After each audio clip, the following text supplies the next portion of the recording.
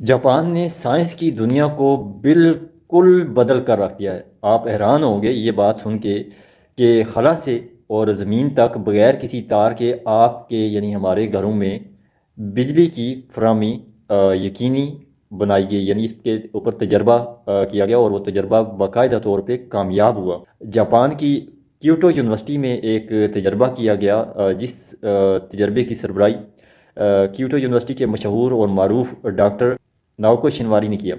इस तजर्बे में साइंसदानों की एक टीम ने 1.2 किलोवाट बिजली को 50 मीटर की दूरी तक बगैर किसी तार के मुंतकिल किया, जिसके लिए इन्होंने खला में शमसी तवानाई को माइक्रोवेव में कन्वर्ट किया और फिर इनको ज़मीन की तरफ भेजा और फिर एक ख़ास निज़ाम के तहत यानी ख़ास निज़ाम के ज़रिए इसको बाकायदा तौर पे इस्तेमाल होने वाली बिजली में कन्वर्ट किया गया। तो साइंसदानों ने खुशखबरी बताई, उन्होंने कहा कि जी एक ऐसी बिजली होगी, इसको हम सन 2030 को हमारी मुकम्मल कोशिश है कि हम खला में ऐसे बड़े सिस्टम को कायम करें कि जो पूरी दुनिया में बिजली की फराहमी को यकीनी बनाया जा सके।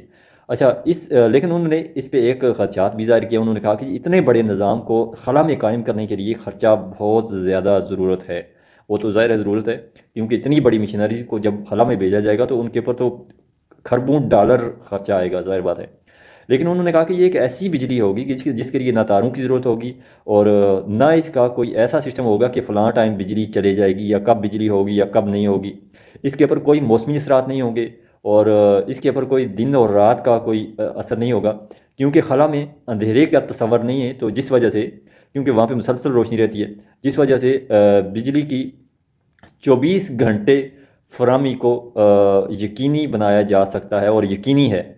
तो आपको कैसी लगी ये खबर? उम्मीद करता हूँ कि आपको ये एक साइंस की नई इजाद बहुत पसंद आई होगी और यकीनन ये मुझे तो बड़ी अच्छी लगी। आपको कैसी लगी कमेंट बॉक्स में बताएं और अगर बुरा ना माने तो शेयर भी कर दें, लाइक तो आप करते हैं, आप सबका बहुत बहुत शुक्रिया।